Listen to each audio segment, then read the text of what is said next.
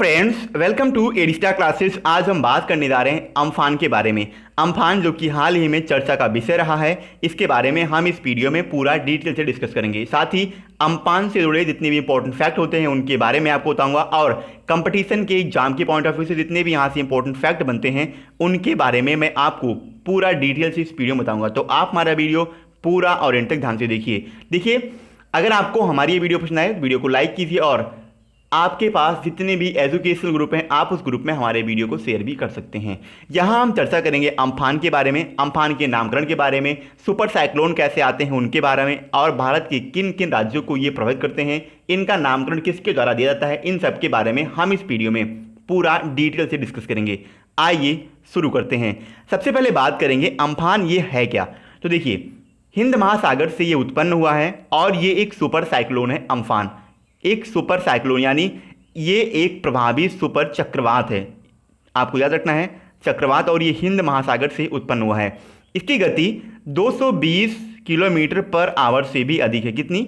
220 kilometre पर घंटे से भी अधिक है इसकी गति। अब हम देखते हैं ये सुपर साइक्लोन आखिर बनते कैसे हैं।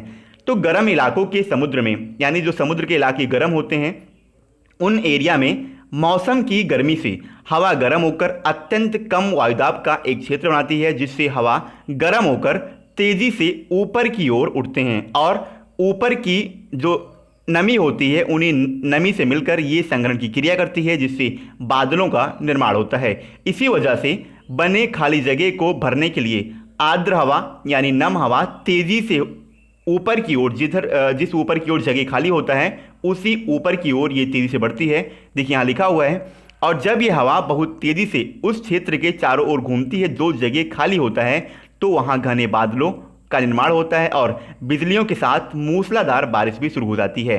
तेज घूमती इन हवा का क्षेत्रफल हजारों किलोमीटर तक हो सकता है, जिसकी वजह से काफ़ी ज़्यादा जन धन की हानि भी होती है। अब हम देखते हैं जो अम्फान तूफान हाल ही में चर्चा का विषय रहा है, इसका नामकरण आखिर कैसे पड़ा और किसके द्वारा हुआ। तो हम सिर्फ बात करेंगे नामकरण। ये थाईलैंड ने दिया है। किसने? इसका नामकरण अभी हाल ही में जो ये नाम आया है अम्फान, ये थाईलैंड के द्वारा दिया गया है, और 2020 का ये पहला चक्रवाती तूफान है। अब हम देखते हैं कैसे आखिर जो चक्रवाती तूफान होते हैं इनका नाम कैसे रखा जाता है।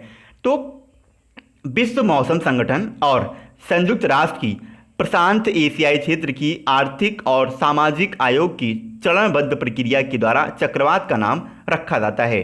8 हिंद महासागर के देश हैं। अब ये देश कौन कौन से हैं? तो देखिए, 8 हिंद महासागर के आसपास के समुद्री देश हैं। कौन कौन से? बांग्लादेश, भारत, मालदीव, म्यांमार, ओमान, पाकिस्तान, श्रीलंका और थाईलैंड।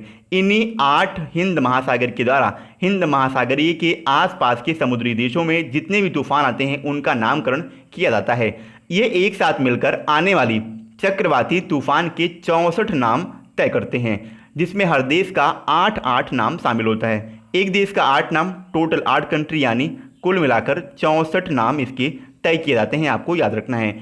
और जब ये चक्रवात इन 8 देशों के किसी भी हिस्से में पहुंचते हैं तो जो सूची तैयार की जाती है 64 नामों की, उन्हीं सूची में से एक एक करके, यानी से आज अगर लिया गया पहला तो अगला तूफान आएगा उसका दूसरा, इसके बाद तीसरा, इसी तरीके से सीक्वेंस यानी ये श्रेणीबद्ध होके, यानी ये एक तरह से आप याद रखिए सीरियल से 1 2 3 करके। और ये जो नाम होते हैं ये अल्फ़ाबेट के अकॉर्डिंग रखे जाते हैं। जो इंग्लिश के अल्फ़ाबेट होते हैं उनके अकॉर्डिंग ये नाम तय किए जाते हैं, आपको याद रखना है, और उसी के हिसाब से चक्रवाती तूफान का नाम रखा जाता है। अब सबसे पहले इसकी शुरुआत कब हुई थी इसके बारे में बात करते हैं। साल 1953 से चक्रवाती तूफान के नामकरण की शुरुआत की गई थी, लेकिन जिन 8 हिंद महासागरीय देशों के बारे में मैंने आपको बताया, जिसमें भारत भी शामिल है, इनके आसपास में जितने भी चक्रवात आते हैं इनके नामकरण की शुरुआत 2004 से हुई थी। कब से? 2004 से। देखिए यहाँ लिखा हुआ है 2004 से अपने आसपास के तूफानों का नाम रखना इन 8 हिंद महासागरीय देशों ने शुरू किया था। लेकिन 1953 में जिनकी शुरुआत सबसे पहले हुई थी वो उत्तरी अमेरिका और दक्षिणी अमेरिका, साथ ही अटलांटिक महासागर के आसपास के देशों में जितने भी साइक्लोन आते हैं उनके नामकरण की शुरुआत 1953 में की गई थी। आगे बढ़ते हैं। अमेरिका में देखिए, थोड़ा अमेरिका के बारे में बात करेंगे। अमेरिका में हर साल करीब 21 तूफानों के नामों की लिस्ट बनाई जाती है जो अंग्रेजी के अल्फ़ाबेट्स के अनुसार तैयार की जाती है। लेकिन अगर किसी वर्ष तूफानों की संख्या 21 से ज़्यादा हो जाती है तो नामकरण में अल्फ़ा, बीटा और गामा इनका भी प्रयोग किया जाता है। अल्फ़ा, बीटा और गामा का नामकरण में ऑड एंड इवन का फॉर्मूला भी अपनाया जाता है, जिसमें ऑड ईयर में महिला और इवन ईयर में पुरुष के नाम से तूफानों का नाम रखा जाता है। ऑड ईयर यानी जैसे 2019, 2021 और इवन ईयर का मतलब हो गया 2020 और 2022 जैसे ईयर में जितने भी तूफान आएंगे उनका नाम पुरुषों के नाम से रखा जाएगा। अब हम बात करते हैं कि जो तूफानों के नाम रखे जाते हैं क्या ये ज़रूरी है? अगर किसी तूफान की गति 34 नॉटिकल माइल पर आवर से ज़्यादा की होती है तो उसका नामकरण जरूरी होता है। आपको याद रखना है कितना, 34 नॉटिकल माइल पर आवर से अगर उसकी गति ज़्यादा होती है तो नामकरण जरूरी हो जाता है। दुनिया की 5 कमेटी हैं जिनके द्वारा चक्रवाती तूफानों का नाम रखा जाता है। अब ये कमेटी कौन कौन सी है? पहला है WMO टाइफून कमेटी, दूसरा है WMO panel on tropical cyclone, तीसरा है RA1 ट्रॉपिकल साइक्लोन कमेटी, चौथा है RA4 हरिकेन कमेटी और पांचवा है RA5 ट्रॉपिकल साइक्लोन कमेटी। आपको याद रखना है WMO यानी वर्ल्ड मेट्रोलॉजिकल ऑर्गेनाइजेशन, आपको याद रखना है। और हाल ही में अभी वर्ल्ड मेट्रोलॉजिकल डे भी मनाया गया, आपको याद रखना है। और ये डे कब मनाया गया आप इससे नीचे कमेंट बॉक्स में बताइए क्योंकि मैंने आपको उसके बारे में बताया है। अम्फान से प्रभावित राज्य, अब देखते हैं भारत में अम्फान से प्रभावित कौन कौन से राज्य हैं। जो अभी हाल ही में तूफान आया अम्फान, इससे कौन कौन से राज्य सबसे ज़्यादा प्रभावित हुए हैं। तो आज यानी 21 तारीख को मैं ये वीडियो रिकॉर्ड कर रहा हूँ और आज की डेट पे मुख्य रूप से पश्चिम बंगाल, उड़ीसा और पूर्वोत्तर के कुछ राज्य इससे प्रभावित हुए हैं। इनके अलावा उत्तरी भारत के मैदानों, दक्षिण भारत के तटीय क्षेत्र में भी इसका असर देखने को मिल रहा है। आपको याद रखना है हल्की हल्की हवाएं चल रही है और इन इलाकों में यानी पश्चिम बंगाल और उड़ीसा में काफ़ी ज़्यादा इसकी जनधन की हानि भी हुई है।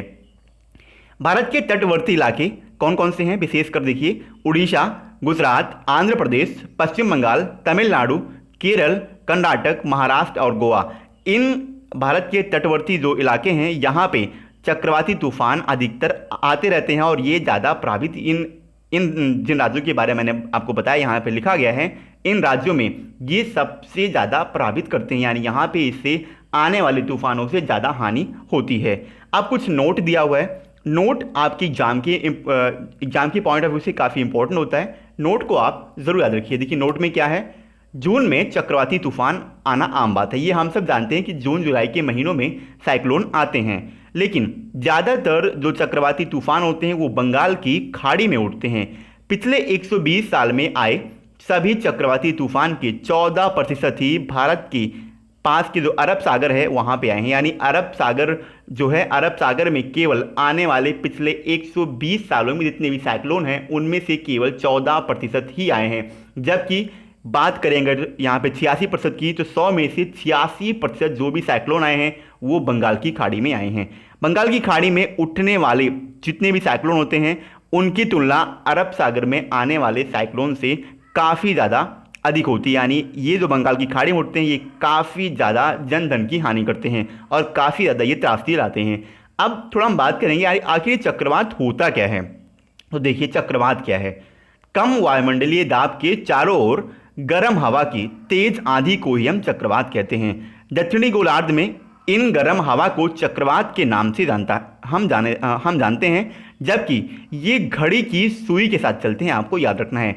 उत्तरी गोलार्ध मैंने आपको बताया था, ये है ग्लोब का मैप, ये ऊपर का है नॉर्थ पोल और नीचे का है साउथ पोल, बीच से निकलती है, तो ये बीच से आपको लाइन दिख रही है, ये है 0 डिग्री की रेखा जिसे हम कहते हैं विषुवत रेखा।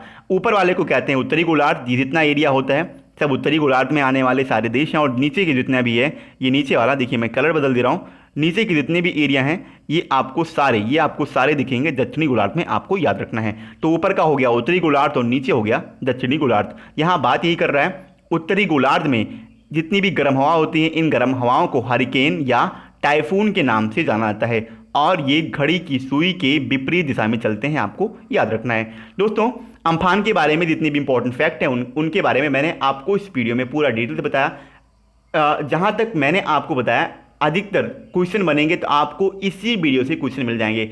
अगर आपको हमारी ये वीडियो पसंद आई हो वीडियो को लाइक कीजिए और आपके पास जितने भी एजुकेशन ग्रुप हैं आप उस ग्रुप में हमारे वीडियो को शेयर भी कर सकते हैं। तो आज के लिए इतना ही। जय हिंद।